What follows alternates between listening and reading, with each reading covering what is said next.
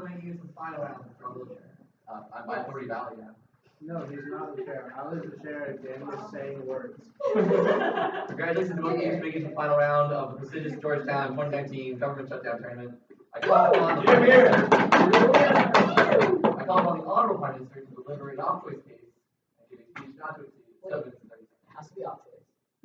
No, I'm just kidding. Okay, so before I start, I have to say a big thank you to Nina for being like one of the best hybrids that I've ever done. She's made this tournament really enjoyable through every round, even the hard ones, even the stressful ones. Yeah, and really good friends on side off. Couldn't be happier to be in this round with you guys. So I'll start with case statement or a case construct. So opportunity zones are investors who sell assets have 180 days to plow their debt. No, I'm just kidding. We're not doing this.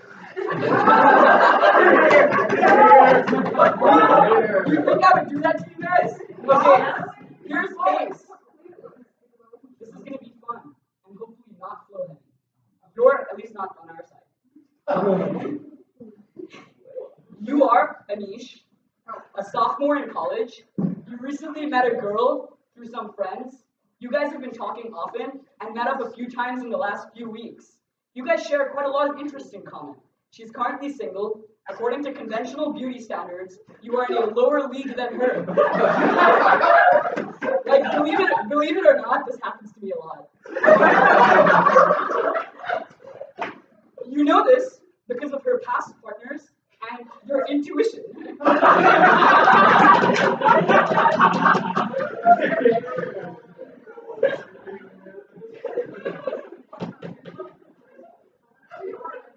Your intuition tells you that she's going to reject you if you ask her out romantically. Your friends think you should ask her out.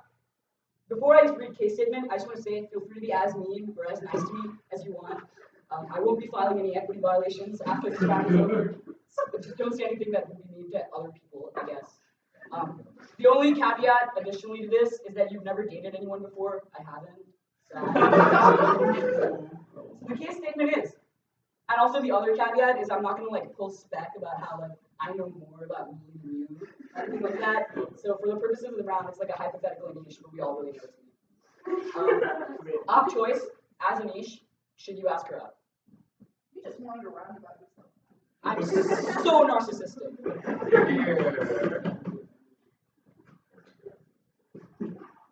Oh yeah.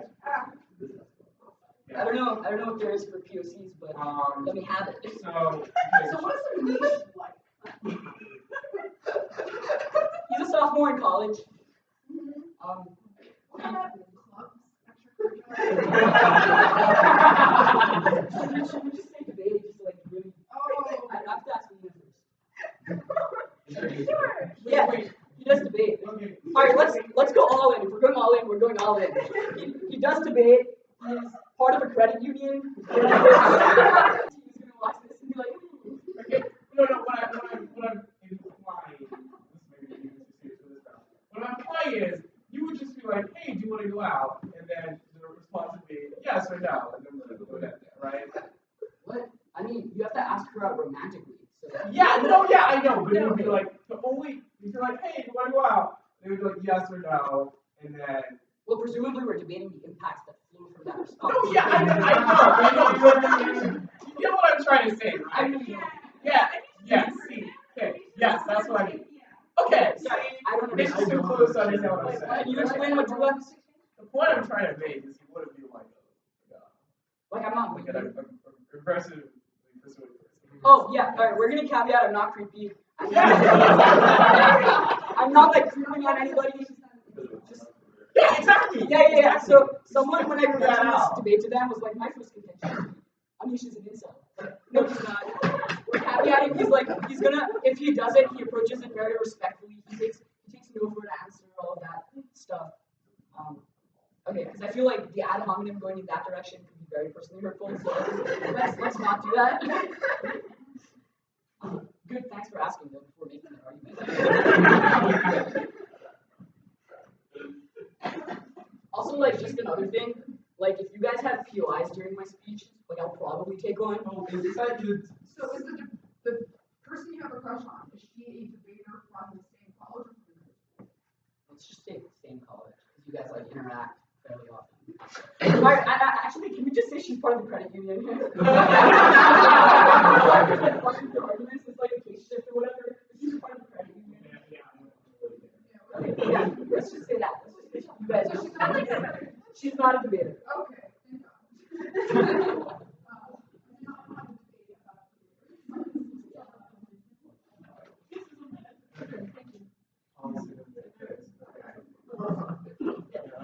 This is a meta debate.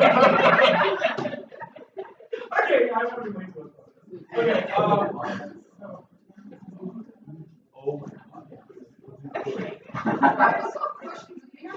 Oh no, go ahead. I still want to inquire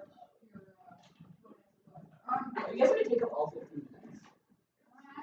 I mean, maybe. what, like,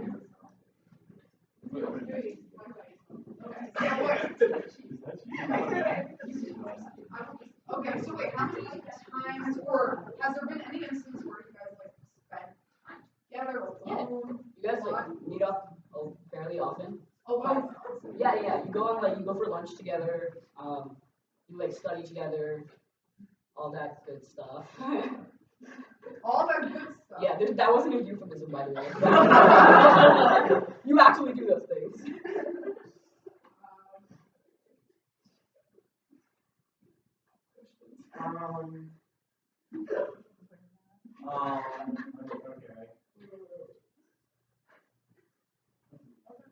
Okay. Yeah. Oh wait, wait. Okay, can you give us like a moment? Also, I just want to say, I'm not actually interested in anyone romantically right now, but I will take the decision for this round and apply it the next time I'm romantically interested in someone. So if whoever the judges pick up, you're making a romantic decision for me. Also, that's like presumably not an excuse to like fuck with me. And the most entertaining option. I know y'all would just love to watch me crash into it. Doing the best I can. Yeah, that's So do you guys know what you're picking? yeah, so we'll pick You're saying yes? Fuck yes. Alright, woo! I love this side. This case. Mainly because this is just what I've done my whole life. Hey, you can't be, it's just true. Alright.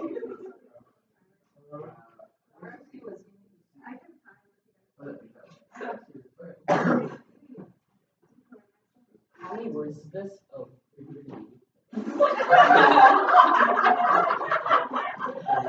Hey, Joe. I'm making up this quarter. 18!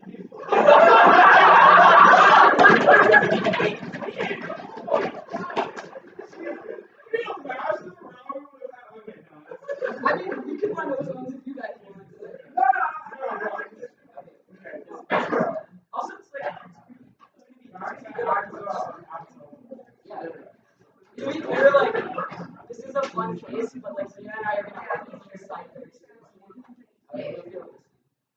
I was just saying, like, this is a fun case, but Nina and I are gonna argue super seriously for this side. So we're gonna say no, don't ask her out. They're gonna say yes, ask her out. Okay, cool. The first argument is that rejection is bad. The first subpoint is that she is probably going to reject you. And there are two claims under this. The first is that people's conceptions of romance are overdriven by beauty standards. Whether this be because of Tinder and the rise of hookup apps that make people focus or define people's self-worth based on whether or not they can swipe left or right based on the pictures that they have, people are constantly conditioned to believe that the primary access point to beauty for anybody else is going to be how they look in the first place. This means that you will probably never disconnect your beauty standards or your lower conventional beauty standards from her worth of whether or not you're someone worth dating in the first place.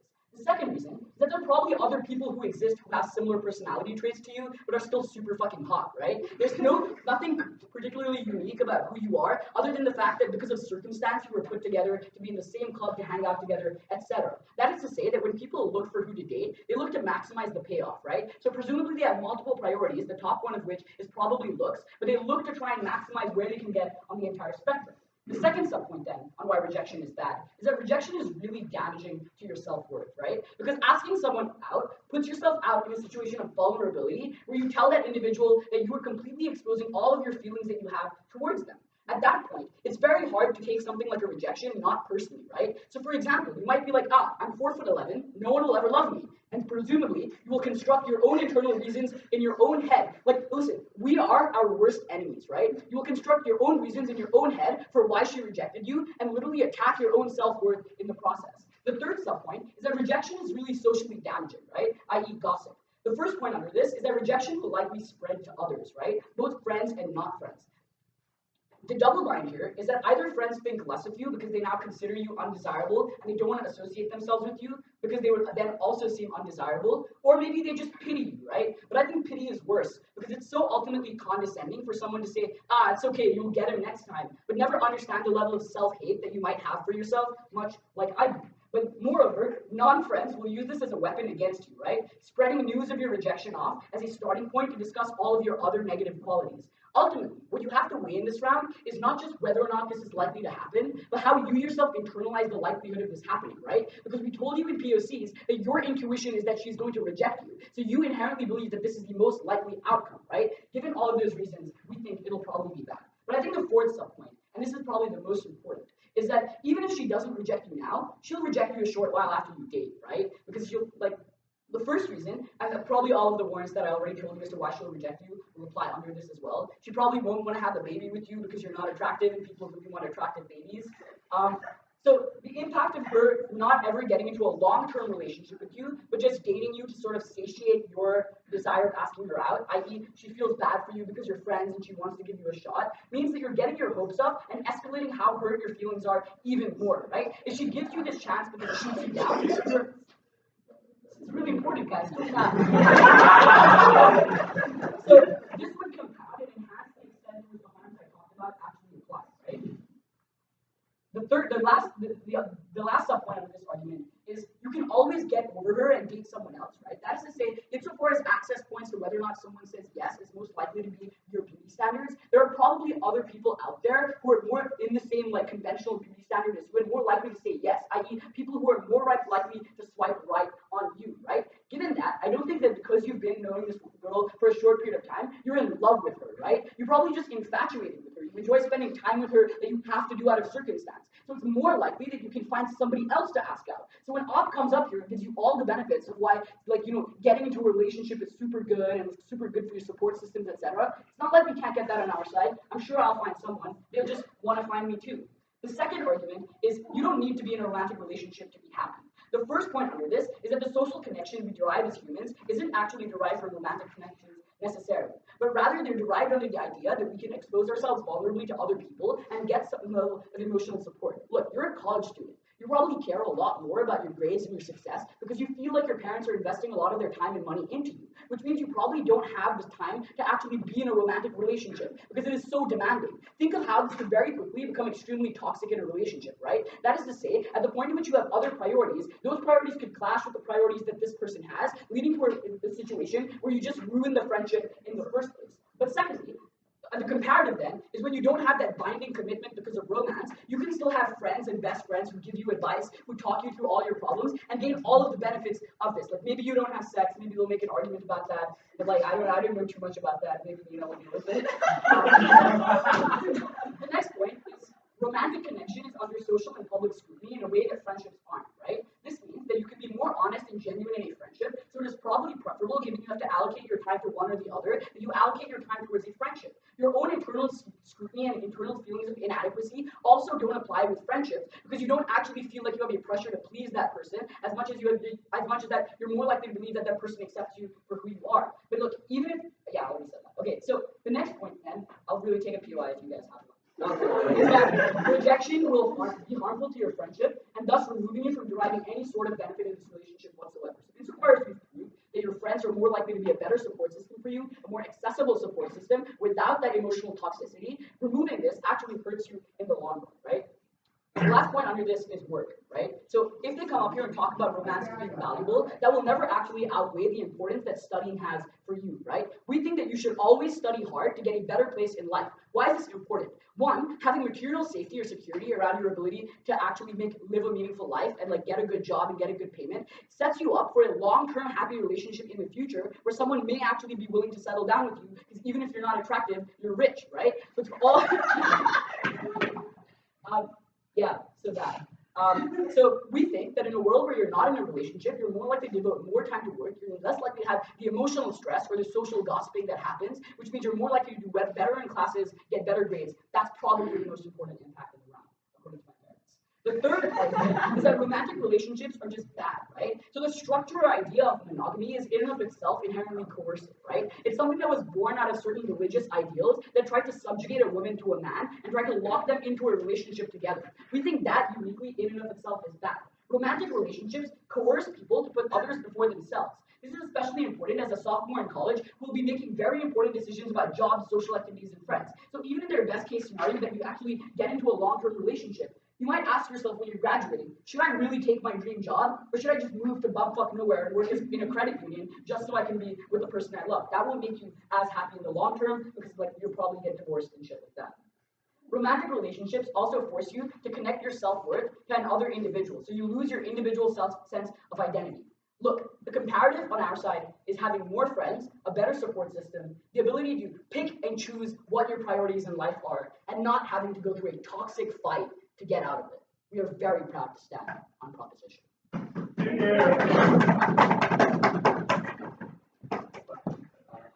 I thank the Honorable Prime Minister and call upon the Honorable Leader of Opposition.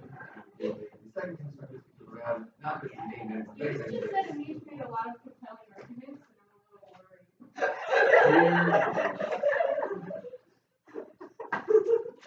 I'm a little worried. Deciding their romantic relationships and Anish's now. Again, prestigious Georgetown tournament people. I like my single.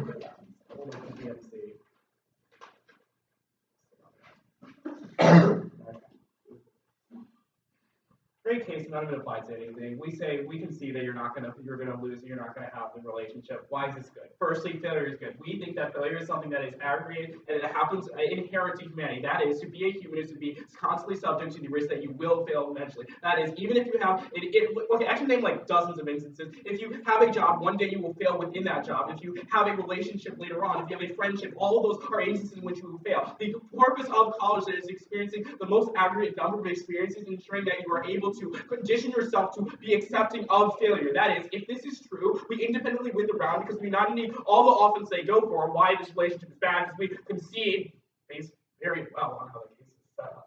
That you will not be in a relationship. But the second, the pursuit of love is something that is inherently good. That is, love is something that ties all individuals together within either like if you think it based around like what it means to be human, it means to love based on some or to have like compelling relationship. And insofar as like Anish is going to stand up and say he has like no relationships or no feelings of love, we think it is bad to couch those feelings about around false incentives to never actually talk about them. So like the way it gets simple here. Firstly, you need to ask people out eventually because they're not defending a world which you actually no, they try to. I forgot. Okay, they try to say so. The one thing they could possibly weigh is romance is inherently bad because it's anti-feminist. So it's after analysis. So if you derive personal utility, we still say you win. So, but two, we just think that you can just be the feminist. If you believe all these issues, you're more likely to enter into a relationship that is not anti-feminist. So that obviously now needs all. Okay, so insofar as this is true, we say that you are ultimately going to have to get into a relationship eventually. These are where you make your mistakes. And why is this a good form of making mistakes? Okay. Firstly, because this person will probably accept you. Why? Firstly, people fall in love with friends all the time. This is something that is naturally, intuitively true because social relationships make it such that the most likely individuals that you're going to be attracted to, either physically, emotionally, or sexually, are all based around people you interact with. So their words about Tinder and Grindr and shit, if they are true about you, it's only true in the context of whether or not you are able to subvert those types of not traditional, 21st century norms of what it means to have a relationship. So actually asking someone out in person is probably a reason where you prime yourself to accept that in this other instances, you're more receptive to asking people out. So if Anish's words about how he's going to ask someone out later down the line are true, he loses around because he's not prepared to ask them. He probably falls into the same type of existential dread in which he searches for the other, constantly looking for someone and fulfilling his life, but never actually figuring out the fact that the person he loved never loved them, so he's always wishing for something which he can never contain, and reproduces that wishing in the forms of other individuals. We think if you follow like romantic novels, this happens all the time, where some failed connection occurs, and you never live out the failed connection ever again because you were constantly obsessed with this one person. Okay, insofar as this is true, why is this going to be a pragmatically utile thing? Firstly, we think you're a good person. Why? They say you're a good person. Insofar as this is true, we think that the person you're asking out will not care that much. Why? Firstly, the way relationships. Okay, I'll preempt this. Maybe like lots of people who identify as women experience situations in which friends become romantically relationships, act them out, and that's bad. If this is true, it's not unique for both sides of the house. The fact that you are someone who probably doesn't have terrible motives is still above that. But if it's probably more likely that this is just something that happens to everyone. Like people fall in love with people who they're related, who they have relations with. Okay, well, this is not getting fussy. Okay, they fall in love with people all the time. Yeah. Okay. So, because this is true, it means probably will not care. And if she does care, it was probably not the type of relationship you should have had to begin with, because it's something that is probably going to be corruptive for you long term. Thirdly, we just think it's extremely likely she already knows that you love her. Why? Firstly, people are incredibly obvious when they like people. And because this is true, it means that she probably already knows and is waiting for you to figure out, to either ask, and then she'll say, listen, I still want to be friends with you. And it's also a reason why, because she still interacts with you, it's probably a reason why she does still want to be friends with you. Okay. Yeah, I guess I will pick up my flow and see if there's anything else that went off the point. Okay. So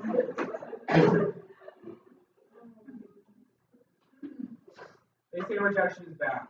They give reasons why rejection will occur. They say it's damning to your self-worth, and it creates vulnerability. That's called being a human being, largely not to be. They say rejection will lead to gossip about you. This is largely not unique. If there's a risk, you will find out later on, either because you probably tell some of your friends that you like this person, or because you are signaling through your, if you think of any psychoanalysis where you probably signal subconsciously or have Freudian slips or all the other types of things, or change yourself when you're around this person, it's probably a reason why people already know. They say that they will pity you, okay? If they pity you, find better friends. That's kind of fucked up. But it's probably more likely they don't pity you, because everyone's been in a relationship, or if they haven't been in a relationship, they haven't liked someone. And if they haven't liked someone, they can relate to liking people, because it's a very common thing. And if you disagree. Yeah, so at the top of your speech, you said that you concede that she will reject you, and then later on you said that she will accept you. Which of these is true, and why did you make that contradiction, good sir? My God. This is the final of an 18! You should be able to do logic! She will reject you romantically, but accept you as a friend. Oh my God. What the hell? Okay. So, they say, after you date, you won't have a baby. Okay. They say friendship. They say rejection is harmful because it breeds toxicity. Okay. I have time, so I'll just say this. Firstly, the toxicity that would be developed is probably something that makes you more accustomed to the types of inherently toxic relationships that you exist within, but it's in more of a controlled setting. So when if you're in college, you can talk about this with mental health counselors. You can talk about this with literally any resources. I know for sure Penn has them. Chicago has them. So you can discuss this out. On their side of the house, if your first relationship is when you leave college, it's infinitely less likely that you'll ever seek some sort of basic counseling on their side of the house. So ultimately, then we have to live under very, very low bar. We just have to demonstrate rejection occurs on both sides of the house. We don't have to demonstrate it's romantic. We just have to demonstrate it is a thing. And if that is true, we win the round. I think the honorable leader of this is we call upon the member of government to deliver constructive utility not to exceed 8 minutes.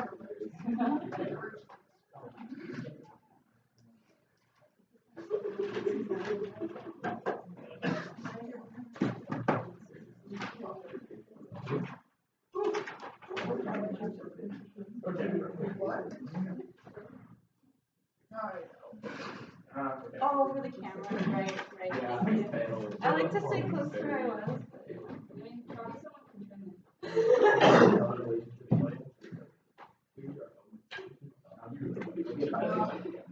Oh my God.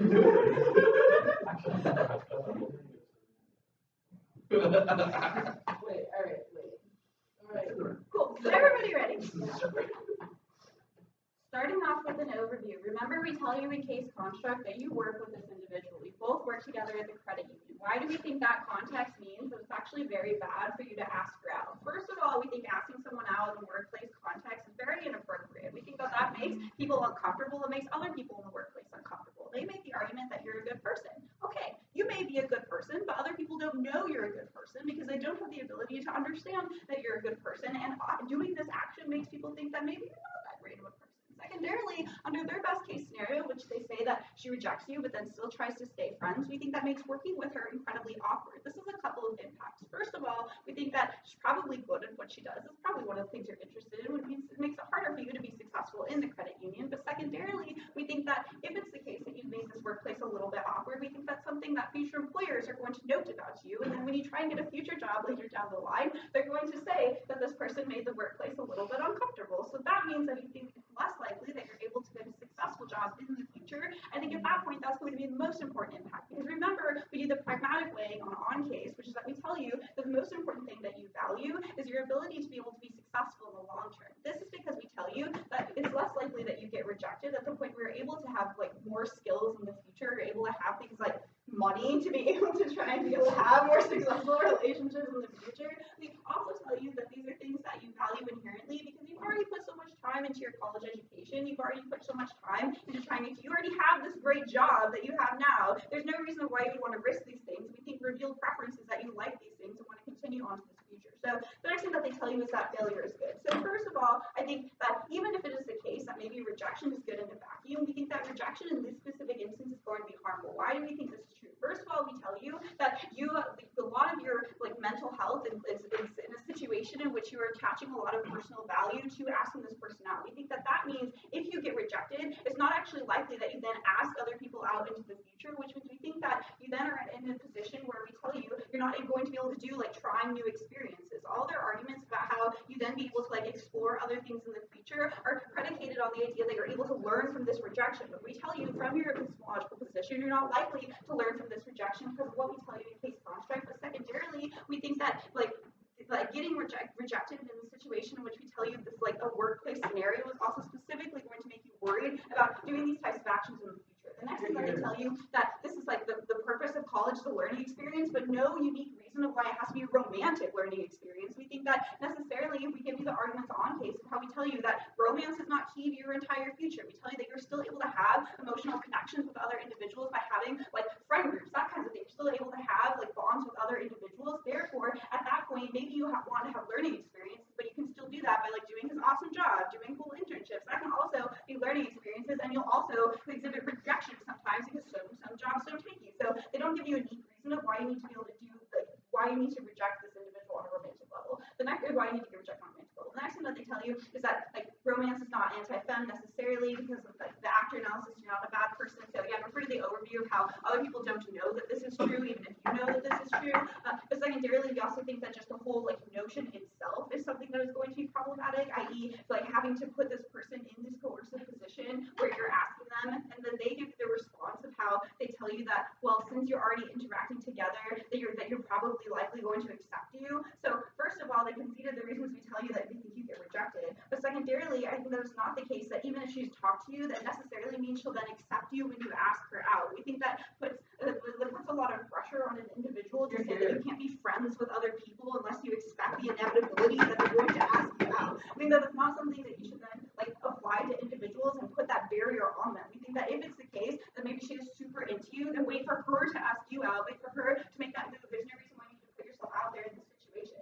The next thing that they say is that it means that you're going to be more receptive to rejections in the future. But we tell you that one, they have to prove like why inevitably you need to be like doing this type of action in the future, why that provides you any sort of utility at all. Otherwise, it doesn't matter if you're not prepared to do it in the future. But also, we think that this is just a bad learning experience. Like if it's the case that you value learning in the right context, which we don't have here. The next thing that they argue is that you're a good person, so you're like, oh yeah, so that asking out is like something that happens to everyone, so it's not unique. Again, this doesn't actually apply when we tell you that this doesn't necessarily happen to everyone. Not everyone is going to be in long-term romantic relationships. We give you the argument about how most marriages actually end in divorce. So it's not the case if you derive all of your value from being in a long-term romantic relationship. I think inevitably that leads to less utility for individuals because they then attach too much significance to this, but don't actually get to see this in the long run. Therefore, I think on our side of the house, we actually protect this because we tell you that the value of you as an individual doesn't derive from the value of your relationship. And we tell you that you're able to have great experiences outside from this relationship. The next thing that they tell you is that they're not going to care about beauty standards. But we tell you that, one, we give the arguments on case of why you do care about beauty standards in terms of like being able to like procreate positively. But secondarily, we also tell you that we think that there's, even if it's not the case that they care about beauty standards, we also think they might just not want to be in like this type of workplace environment. We also think that if it was the case that they were interested in being in a romantic relationship, they probably would have like asked you out if they were really that interested, or yeah. So we think that's likely that they're going to reject you. We also think that your intuition tells you that they're going to reject you, which is going to be like the most important thing because we tell you that intuition is like a primary way of knowledge that you're able to default to because you're not able to like get empirical evidence on this type of thing, especially when we tell you that you've never had these types of romantic relationships before. So we think that as an actor of a niche, you should default to relying on your own intuition because that's the thing that's most like something that you have most internally and are able to rely on. The next thing that they tell you is that she likely knows that you like her across by the arguments I already give you, how we think that if it's the case that she likely knows that you like her, that one, that means that it's not the case that she would just then be waiting for you to ask her out, because that puts a lot of passivity on this individual. We don't think that they're always going to be waiting. We think that necessarily there are lots of girls that would be an active participant in what's happening. We also think that if it's the case that she like still interacts with you afterwards, after she rejects you, I think that's like something that's going to be like awkward in the future. But also we give you the argument of how we think that if there is a likely scenario in which she does accept this because she feels guilty and she doesn't want to have the awkwardness of rejecting you, we think that's actually the worst scenario because then we think that one, this individual still feels very awkward because it's not a romantic relationship that they really wanted to be in, but then you gain the worst utility from this because you have a negative relationship in which an individual afterwards just rejects you doubly harder because then you feel you got your hopes up and you actually just made a situation very uncomfortable. So going on case, they say that you're a human being and therefore like part of human being is like I don't actually know what this argument was supposed to be. Part of human being is maybe like attached to romantic relationships, but I actually don't think that there's any warranting here of why you need to have romantic relationships. We already give you all the arguments of anything that you could uniquely derive from romantic relationships you could still get from friendships. Maybe the only articulation would be that you can't like have sex in friendships, but they don't give you an articulation of why like utility from sex is uniquely important in this round. So therefore, any like bonding you can have in a romantic relationship, you can still get from friends. So there's no reason why you would prefer to be in a romantic relationship because only the arguments that we give you of how romantic relationships means that it takes time away from doing things like work, doing things like school is something that's always going to be most important because friendships don't do that. The next thing they say is that they're going to like find out later, so it's not unique, but we think specifically actually the fact that you've taken an action in this scenario is something that's going to be much more harmful in the terms of like the gossip that would be spread. They also tell you that most people like will have like be understanding, but we think that understanding looks like the people who are in successful relationships actually just pity you and what happened to you, and that makes it seem like people who are in successful relationships are better than you. The next thing that they tell you is at least in college you're able to talk about mental health. We tell you that it's likely that because of the fact that you feel rejected, you just turn inward and you don't actually reach out to any support systems. So we think that it's rather better that you don't actually get rejected at all in the first place, because we tell you you don't have to necessarily get rejected in the future.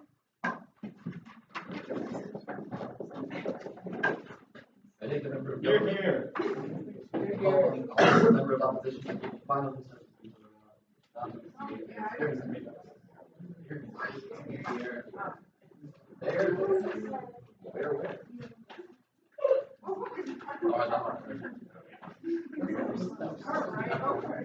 Where?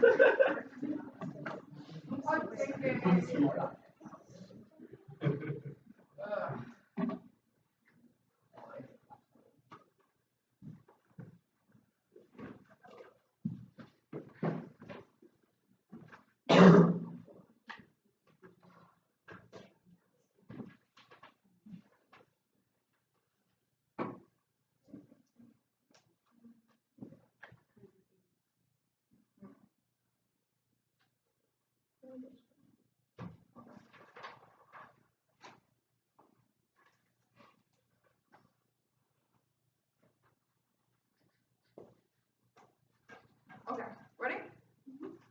Cool. I'm gonna do overview, off case. Makes sense. Also, like, after my overview, that is when I will respond to their overview. Off case. Alright. Yeah, great.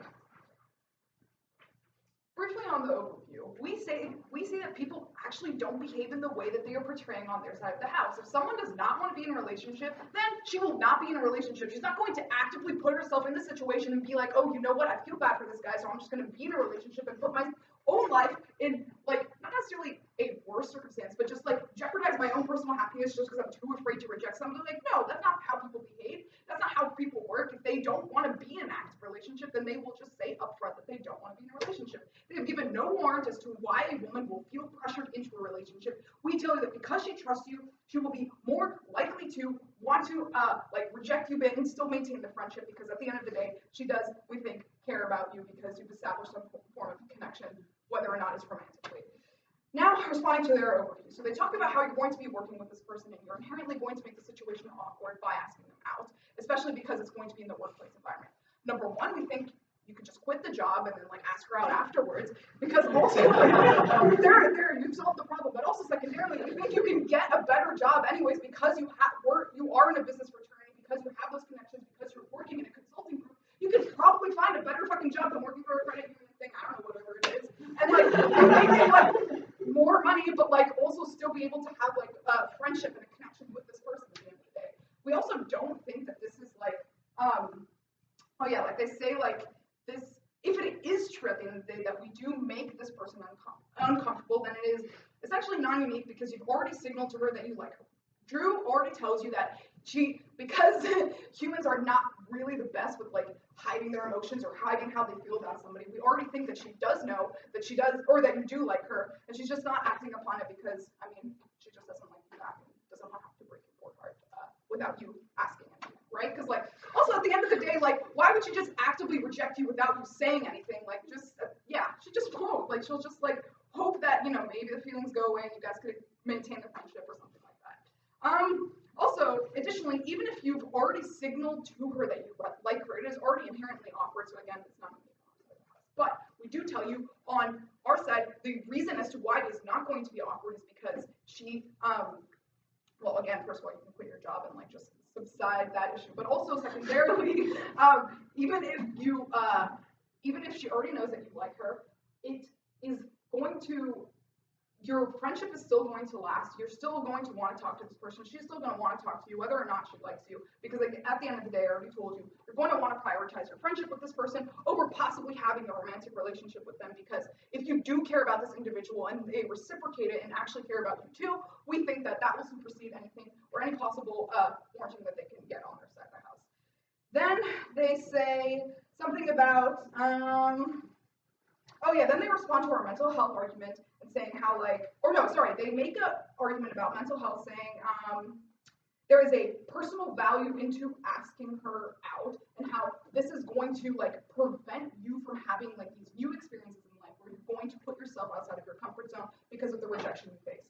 Here are a couple of responses. We say that you, at the end of the day, you're going to like ask somebody out, whether or not it is going to be currently now or just later down the line. We think it is vastly preferable that you ask somebody out right now in this current state, especially if this is somebody that you do like, because we think that Drew already warranted that this is probably the best time in your life to do this, because not only do you have access to the resources of like a college campus with mental health facilities, but we also think this is the peak development point in your life as a college student, as you're trying to figure out your life, what your passions are, what your interests are, what you potentially want to pursue as a career in the future, and like figure out your life in that sense. We think this is like not only the peak point of development for you, but also like peak point of, or like career-wise and professionally, but we also think this is the peak point of like, developing yourself, you're developing your personality and your sense of self, and like actually making inroads and towards like achieving self-actualization.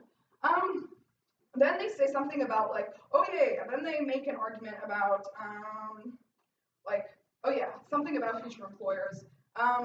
We actually scratch that. I don't even respond to it because I just want something earlier. Then they talk about like how romance isn't your entire future, therefore you shouldn't like really prioritize it. Okay, here's the thing. We don't think that romance, yes, is going to be in your entire future, but we do think romance has inherent goods on our side of the house. Like, even if you don't access it right now in this state of mind, we think shooting your shot, I know everybody hates this phrase, but shooting your shot, and taking the chance of, like, actually asking her out and putting yourself, like, in a situation that could potentially be vulnerable, but, like, every person who's been in this situation has been in that vulnerable position. It's, like, non-unique because, again, at the end of the day, you're going to eventually ask somebody out. We already tell you it's preferable to do it now, but also additionally because if you just genuinely like the person, like you ought to ask them out, right? Because if you do have some form of feelings, we think being honest about your emotions and being honest with your feelings and like actually putting yourself forward and putting yourself outside of your comfort zone will vastly be preferable, because you're not only going to develop your sense of self and develop a strong character that will help you with relationships in the future, but if you don't take this rejection now, it means you're going to further internalize rejection later down the line, which we think is going to be far worse, because again, not only are you not going to have access to those resources, but like later as an adult, when your personality or like your character or all that kind of stuff is not developing as much as it is currently at college, we think that it's just going to be detrimental to your self-esteem much more later down the line. Then they talk about like putting this person in a coercive position because she won't accept you again. Well, we think anything that they say about like how this person could reject you or do something bad, we think at the end of the day this is probably preferable to you because it is indicative of how toxic this person is essentially could be. Therefore, like it's probably better just to not be friends with them at the end of the day if you're going to get any of those like negative impacts they talk about. So on our side of the house, at least even if you put yourself out there, like and get rejected and like, or maybe possibly end the friendship and stuff as well, like in their best case scenario, we think that the relationship was going to be toxic anyways. She's probably a toxic human being, probably not the nicest person, so you saved yourself there. Then they talk about how this is going to inherently be a bad learning experience and it's not the right context. Again, just cross-apply the analysis that I gave about like this is the peak point of development of your character and personality. Then she talks about like how we, they say something about intuition. So we think that we tell you, and the empirical reality and perception is probably a reason as to why you as an individual are more likely to not actually internalize the implications or the harms that are possibly like, the harms that can possibly come with like trusting your or not trusting your intuition and everything. We think like even if your intuition at the end of the day is correct, we think it is probably better to shoot your shot, take your chances, and see how it goes, because again, the only minimal harms that you possibly get is just not having a romantic relationship with this person, or probably maybe even ending the friendship. But we already told you if you do end the friendship, it's probably because that person is a toxic person and you saved yourself there. Then they talk about so we'll move on case right now.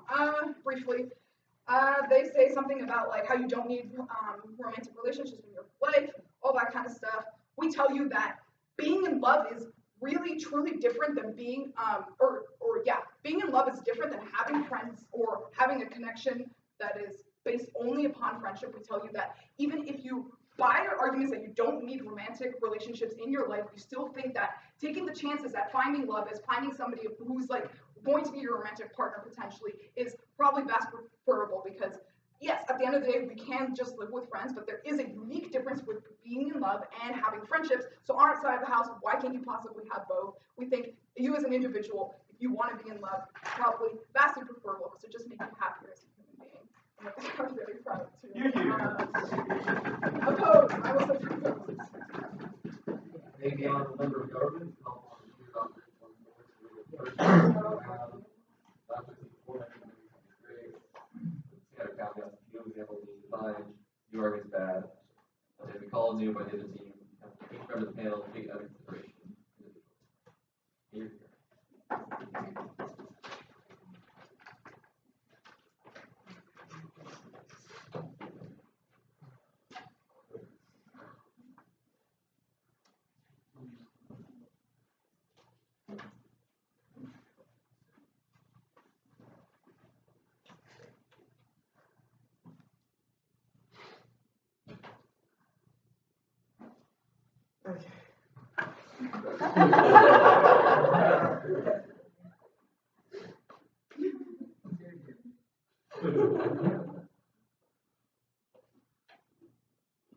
Hopefully this round doesn't take 40 minutes to adjudicate. Firstly, rejection on their side of the house is something that is inevitable to all sides of the house. That is, everybody will pursue a rejection that is not in the form of relationships. Insofar as this is true, it's not a question of romance, a question of what it means to be human. Being a human means to experience rejection. Being a human means positing things that are epistemically uncertain and still having the certainty of action on their side of the house. They conceive the link that is this one instance will frame how you view relationships and frame how you view decision making later down the line. That means for years and years, you live with epistemic uncertainty about whether or not you can ever act things. We think this massively outweighs the risk that you get some fucking job, because why not be happy for what? Also, I think the link that he tries to make into some sort of epistemic uncertainty or whatever is a new impact. In the LOC. It was in the LOC. I said you don't know any. The fact of being human is that you do not know things for certain. That's why you will always experience the risk of rejection. So, okay, no, I'm not saying he didn't make that claim. I'm saying the impacting to linking why uncertainty is something that brings you disutility. Tyranny of the self. Sorry? I said the tyranny of the self. Or not the tyranny of the self. The self is an unknown. You never form a self. All these are examples of why. I think the articulation of the impact of that is in the LOC. I didn't get it. I wasn't flowing anyways, so. Up to y'all. Please close the best flow. Yeah. All members of the panel will take it. Can you tell me what was this under failures in pursuit of love, good sort of failure or crack? Yeah, it was under the pursuit of failure. Good wait. The argument about priming yourself, Yeah. or the argument about the failure is part of humanity. I have as like the first. Yeah, I think it's the second subpoint, I believe. Okay. Yeah. Yeah, okay.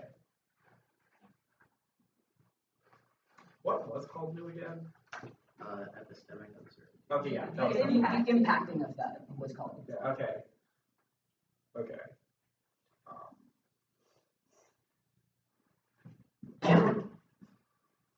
What am I doing? L1. Okay.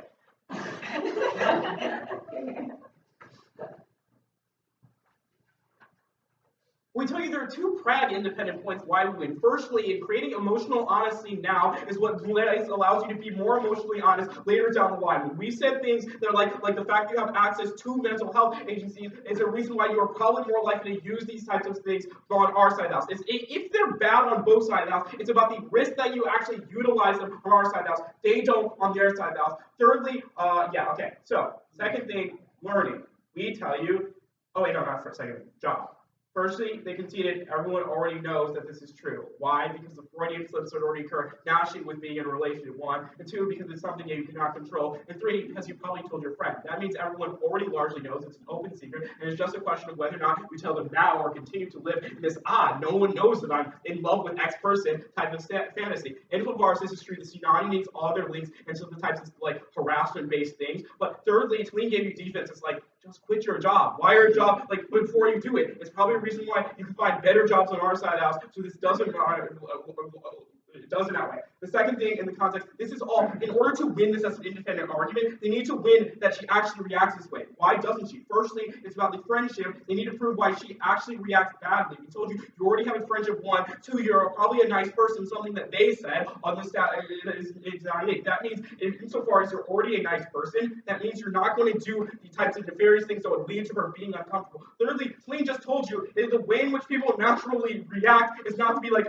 this person asked me out with my close friend. I'm going to be in a long-term relationship with them, even though I don't want to at all. That's just not how people react. They need to give some impacts of why, like some reasons why women are treated, like have to act this way in order to give some reason why you believe that this makes any sense. All of the warrants for why friendships are probably things that are self-sustaining on our side of the house that are not on their side of the house. But if it's true and she rejects you and she doesn't want to be your friend, then good, move on, experience other things. It's not something that is largely unique. So, what then is some semblance of an impact then? Firstly, this stays with you for a very, very long time because it just stays with you on their side. When you do not ask someone out, you still love them, but you're left with uncertainty. It's just a gaping hole. You can. This was in the yellow sea. This was literally in the yellow sea. This level of explanation of why you're like cannibalizing your soul because of the uncertainty. Okay. Like maybe there was a blip about you don't know yourself, so do what your teleological no. made to do. But this was just definitely you. The notion that it stays with you is definitely in the yellow sea. I don't know. Like I didn't flow that much at all, but I know I made this argument. Yeah. So this stays with you may have been said as a blip. The connection between that and the epistemic uncertainty point can impact out to how you feel. There's literally so many steps of explanation that I don't think LOC actually went through. Yeah, and if it's not what they want, then I will. We will be able to. Yes.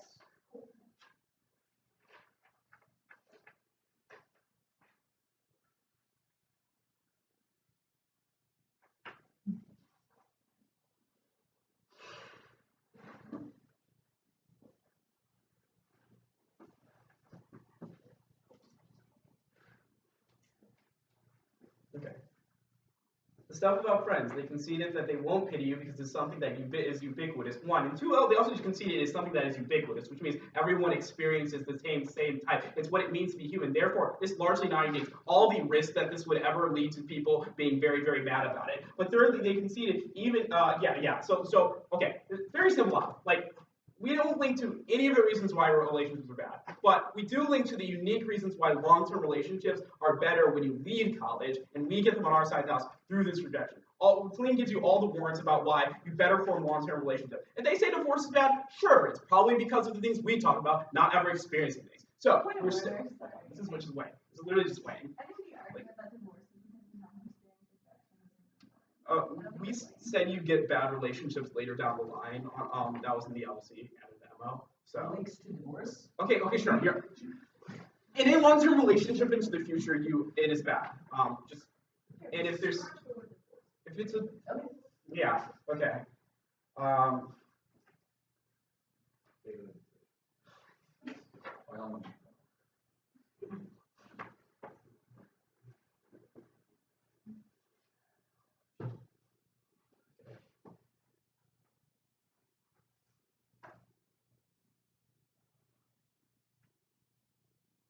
But secondly, we told you we get better forms of relationships because we are not adapting relationships that are based on apps. That means we get better relationships later down the line, and you're not going to be in the type of swipe left, swipe right, consumerist, commercialist culture. This is something we can independently win off because it means we get better relationships, and that is something that we get long term. You don't get the types of relationships that they fall victim to. If you buy it's about prag, we get that prag because you actually care about yourself. If you buy it's about philosophy, we auto get the philosophy because you have no tyranny of yourself. If you buy it's about the relationship with a friend, we still get that friend because it's still awkward in their side of the house. It's unresolved. How to oppose. I thank the leader of opposition and call upon the Prime Minister once again to give the final speech of the round, not to consider 5 minutes during second stage. Same cabinet. Just a heads up, this might be fast. Believe it or not, Yeah. Oh, no one is talking fast. No one's been talking fast, but I just want to cover the round. So I'm sorry, judges, but at least this is the only fast speech. The only reason why I spread those because you did such a good job. Yeah. I don't know. Maybe I'm just pointing out all the drops. No, it was the entire PMC. Okay. Sorry. I'm not gonna go that fast. Like. Right. Okay. Alright. I'm gonna start on the pride because everyone agrees that I'm a good person and I probably wouldn't do something in myself. I probably wouldn't do something in my self-interest if I knew it would hurt another person. So 4 unique pieces of offense that outweigh the pride arguments that Drew gave you. First is that this person could be scared that you're creepy in the workplace, right? Recognize the dropped argument from Nina's speech, which is even if you know that you're not creepy, you can't control other people's perceptions of you, right? So the Emma's argument about she'll still be friends is literally non-responsive to Nina's argument that this person might actually be afraid that you're going to be creepy, right? It's a unique piece of offense for why you make this girl more uncomfortable in her own workplace where she has the right to feel safe, right? That's an independent voter, given that it's disutility for another person and you buy that I'm a good person. That's everyone's been saying that because you're all saying I'm a good person that cares about the harms of other people. Okay, this is definitely a point that is being applied. I mean, the opposite of good is bad. Like, what do you want me to say? Like, everyone agrees that I want to do good things. Presumably, also implies very clearly that I don't want to do bad things. Like, this seems odd. Probably want to do more good things in the world, makes it harder for me to do so if I'm doing bad things along the way, right? The second point why it's bad is because it's socially damaging, right? LOC says this is non-unique. This isn't true because the MG response is about how social gossip actually manifests, right? Whether or not you buy either competing assertions, buy it to a 50-50 extent at worst, and judge the extent of the harm on either side, right? If social gossip doesn't happen, then maybe it's non-unique. But the possibility of it happening means that you create a lot of harms for this other individual. The third harm is workplace harassment, right? Because other people, not just the girl, feel uncomfortable because you've asked out someone in this setting. This doesn't happen even if everyone knows, because like Nina tells you, you're taking an affirmative action to trigger other people feeling uncomfortable. The way here is that her perception is not something you can control. The only response we get from Tulin is quit your job, right? First, I think it's an automatic ballot for us because they never respond to the PMC weighing that I give you as to why your material security is always the most tangible thing that you prioritize and why quitting your job is going to be the worst thing for you in the long run in the first place. Secondly, quitting your job is really fucking hard. It takes a lot of work to find another job in the first place. That's probably immensely stressful for you in the first place, right? You can't just pick one up and substitute it with another. You spend all this time working in this credit union in the first place. The next thing they say is, but you can get a better job, right? The first thing is, even if you could, possibly by your standards, I picked this job for a reason, right? That means they don't respond to the reveal preferences standard that Nina gives her in the MG. But secondly, this is the whole point that we're making in the PMC about why romance is uniquely agency restricted, right? If I have to fucking quit or move jobs in order for me to have love, it's not fucking worth it, giving you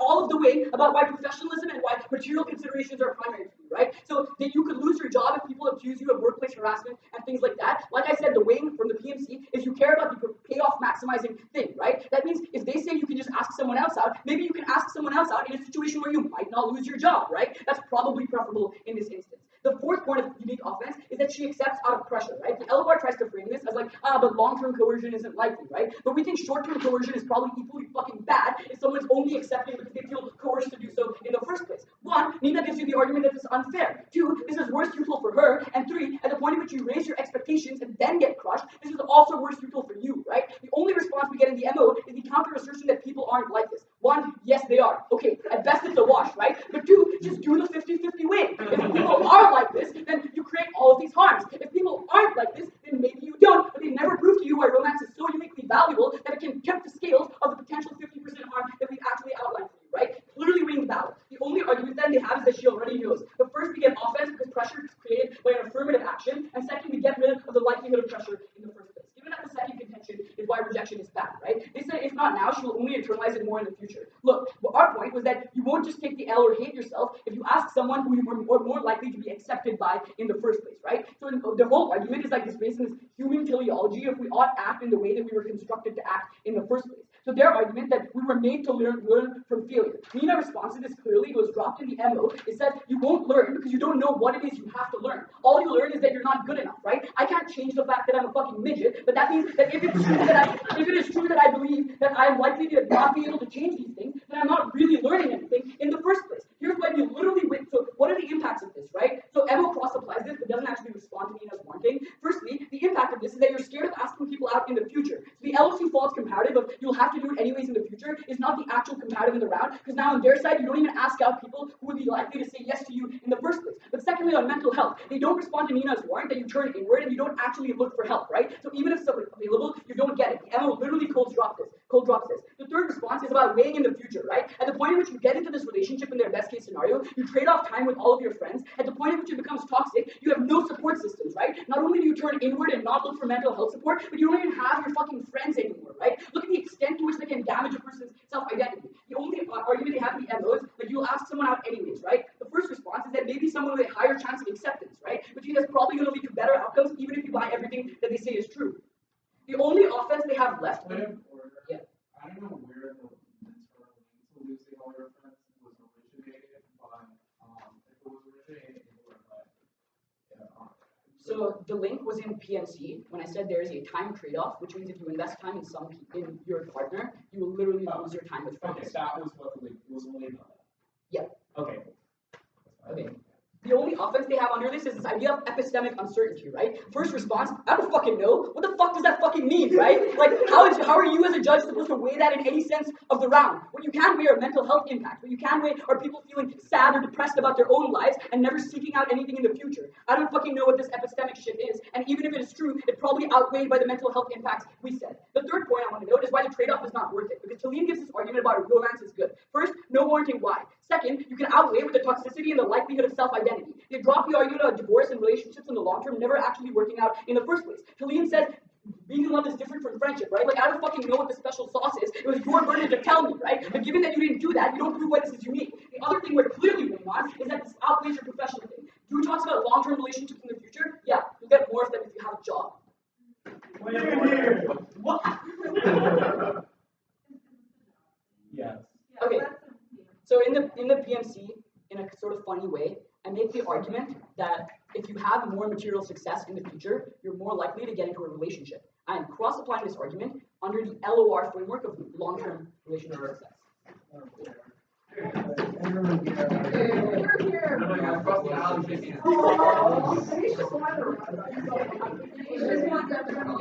Yeah, he won. Any advice?